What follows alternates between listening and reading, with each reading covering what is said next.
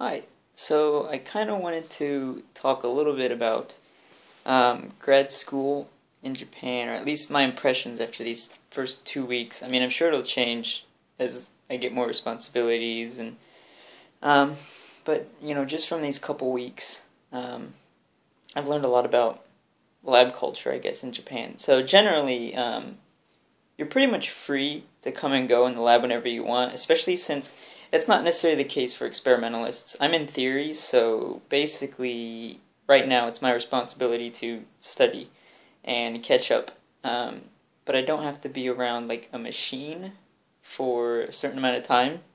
Like I've heard stories of experimentalists having to stay overnight at lab or go in, on weekends, like all day, Saturday, Sunday, because they have to run the machines to get their data. Whereas for me, that's not the case. I just sit at my desk, basically, and study. And, as I catch up and start doing research, that'll change a little bit. It'll go from, studying to reading papers. I've never been to grad school in America, so I'm not sure. I've just heard stories. But in Japan, generally, you have what are called seminars, where basically you decide on a topic or a textbook, and you meet with like your professor and a group of students, and one student will present in front of all the students once a week on a topic in the textbook. So I will be in a seminar with my supervisor, but that hasn't started yet. And then every week we have somebody come from outside of our university give talks on their research that's relevant to our research.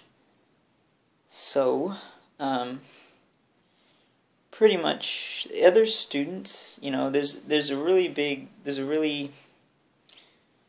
a sense of like community, I guess, within the research group. So, for example, everyone goes, not everyone, but generally you go to lunch and dinner as a group. So somebody will come around, around lunchtime or dinner, and say, okay, we're going to eat, and so we all walk together to the local cafeteria, and then we all eat together, sit down.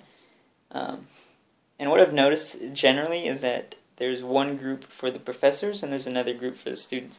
Now, I've been told that you can intermingle, of course. There's no, set distinction between the two groups, but I've yet to see a student go with the professor group. So, yeah. There's definitely that sense of community. I do have kind of one complaint, I guess, and this might turn into a bit of a ramble, so I'm sorry, but I noticed that nobody wants to speak to me in Japanese. And that's not necessarily a problem, but it becomes a problem when communication is an issue. For example, my Japanese is pretty good. I can communicate and survive in just about any type of matter. So when a lab mate whose English isn't very good, and is in fact really bad, wants to speak to me, even though they may know that I can speak Japanese pretty well, and it would be easier to communicate in Japanese, they still want to speak in English. And that tells me that they're not, I can't know for sure what they're thinking, but that tells me that they're not interested in communicating with me, but in using me to practice English. And I really don't like that, because I don't use Japanese people to practice Japanese. I'll use whatever language I'm spoken to in, and I'll use whatever language is easier to communicate with. So for example, I play with a frisbee team here in Sendai, and nobody speaks any English. So naturally, of course, it's easier to communicate in Japanese, and they have no expectation, of me to speak English, and they don't even try to speak really in English with me, and there's just that understanding, it's fine. If there's somebody on the team who could speak really good English, then yeah, I'd be perfectly happy to speak English with them if it was easier to communicate. I have no problem speaking with, other native English speakers here in Japan or anything like that. It's not necessarily that I want to practice my Japanese. So when a lab mate comes to me and will basically practice their English on me. I mean, like I said, I don't really like that because my goal when I speak to someone is to communicate with them, right? And if their English is really bad, there's only so much we can talk about, and there's only so far the conversation can go. And when you're in a group like that, when you have to see these people every day and potentially work with them and collaborate with them, it makes it really hard to kind of bond with them if you can't communicate easily. So yeah, like I said, when they speak to me in bad English, even though they know I can speak good Japanese, it just tells me they're using it to practice. They have no desire to really communicate with me insofar as it's not mutually beneficial for them in some way to, learn English. So that's not the case with everyone, but, most people, it's like that.